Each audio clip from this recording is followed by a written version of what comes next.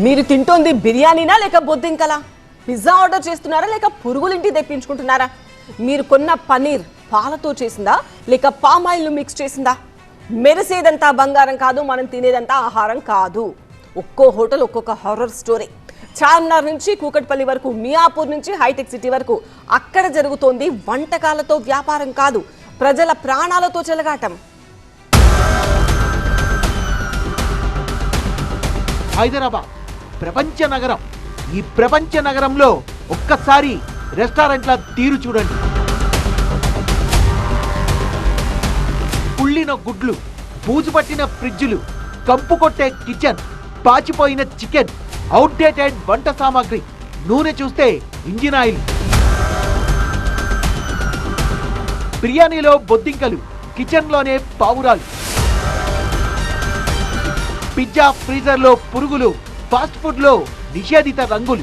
పానీపూరి అంటే food poisoning. Paneer చూస్తే పాలతో చేసిందో లేక పామాయిల్తో చేసిందో కనుక్కోవడం కష్టం. ఏ హోటల్ చూసినా కడుపులో దేవేసే దృశ్యాలు. హైదరాబాద్ లో హెచ్ ఫాస్ట్ అధికారులు 10 రెస్టారెంట్లలో దాడులు చేస్తే 9 రెస్టారెంట్లు ఇలాగే పాడైనాయి. అసలు మనిషి అన్నవాడు సాటి మనిషికి, అది కూడా వేలకు వేలు బిల్లు తీసుకొని ఇలాంటి ఫుడ్ పెడతాడా? కానీ హైదరాబాద్ లో మేజర్ రెస్టారెంట్లలో జరుగుతున్నది ఇదే. బహుశా మన దేశంలో లేని కల్తీ దందా మొత్తం అంతా హైదరాబాద్ లోనే ఉందా అన్నంతగా ఈ రెస్టారెంట్లు కస్టమర్ల జీవితాన్ని హరించేస్తున్నాయి. ఇది చార్మినార్ లోని అల్ అక్బర్ ఫాస్ట్ ఫుడ్ సెంటర్. ఇక్కడ హెచ్ ఫాస్ట్ బృందం దాడి చేస్తే FSSAI లైసెన్స్ లేకుండానే ఈ హోటల్ ను నడుపుతున్నారు. అంతేనా, నిషేధిత కృత్రిమ రంగుల్ని వాడడం, ఉపయోగించిన నూనెనే పదే వాడడం, అది వంట నూనె లేక ఇంజన్ ఆయిల్ అనేంతగా మారిపోయినా అందులోనే వేపుళ్లు వేయించడం చూస్తే అధికారులే అవాక్కైన పరిస్థితి. 110 కిలోల ఫ్రైడ్ చికెన్, 90 లీటర్ల వాడిన వంట నూనె, నిషేధిత రంగుల్ని స్వాధీనం చేసుకున్నారు. 2 నిర్వాహకుల్ని అదుపులోకి తీసుకుని కేసు నమోదు చేశారు.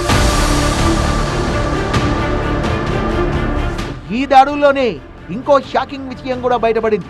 నగరంలో దాదాపు 80 దుకాణాల్లో పనీర్ పేరుతో 2 రకాల ఉత్పత్తులను అమ్ముతున్నట్టుగా ఫుడ్ సేఫ్టీ అధికారులు గుర్తించారు. పాలతో తయారయ్యే మలై పనీర్ కేజీ 600 రూపాయల వరకు ఉంటే, పాలపొడి, నీరు, పామాయిల్ తో తయారయ్యే చీజ్ అనలాగ్ పనీర్ కేజీ కేవలం 200 నుంచి 400 రూపాయల మధ్య అమ్మేస్తున్నారు. కూకట్పల్లిలోని బ్రౌన్ బేర్ బేకరీలో అయితే పరిస్థితి ఇంకా అధ్వాన్నం. కుళ్ళిన గుడ్లు, బొద్దింకలు, తుప్పు పట్టిన బేకింగ్ ట్రేలు, వంట సామాగ్రిపైనే పావురాల కాపురం. ఇవి చాలవన్నట్టుగా అవుట్డేటెడ్ సామానుతో బేకరీ ఐటమ్.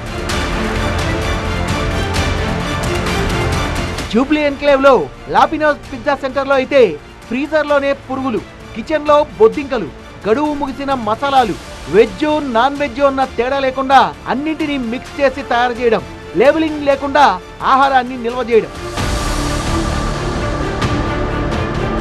మియాపూర్ మదీనాగూడలో అత్తెరా రెస్టారెంట్ లో ఫంగస్ పట్టిన క్యాలీఫ్లవర్, పాడైపోయిన కూరగాయలు, వంటకు పనికిరాని నూనె, లేబులింగ్ లేని ఆహార పదార్థాలు బయటపడగా, అంజయ్య నగర్ లో నవాబ్స్ రెస్టారెంట్ లో కుళ్ళిపోయిన మాంసం, పాడైపోయిన నూడిల్స్, దుర్వాసన వచ్చే ఫ్రీజర్లు, రక్తం మరకలు, ఇలా చెప్పుకుంటూ పోతే అంత దరిద్రమే.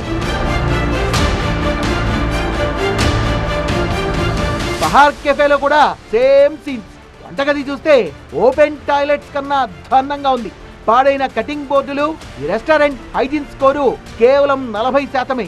రాజన్న సిరిసిల్ల జిల్లాలో పానీపూరి తిన్న చిన్నారులు ఆసుపత్రిలో పాలయ్యారు. వరుస దాడుల్లో బయటపడుతున్న భయంకర దృశ్యాలు చూసిన తర్వాత రెస్టారెంట్లలో ఫుడ్ తినాలంటేనే జనం భయపడిపోతున్నారు. ఏ హోటల్ చూసినా, ఏ బేకరీని టచ్ చేసినా, ఏ ఫాస్ట్ ఫుడ్ సెంటర్లో తినాలన్నా ఇప్పుడు అందరికీ కనిపించే దృశ్యాలు ఇవే. వీటికి చెక్ పెట్టాలంటే హోటల్స్ ను నిరంతర తనిఖీ చేసి నామకే వస్తే నోటీసులు ఇచ్చి వదిలిపెట్టేయకుండా స్పాట్ లోనే కఠిన చర్యలు తీసుకోవాలని వినియోగదారులు కోరుతున్నారు.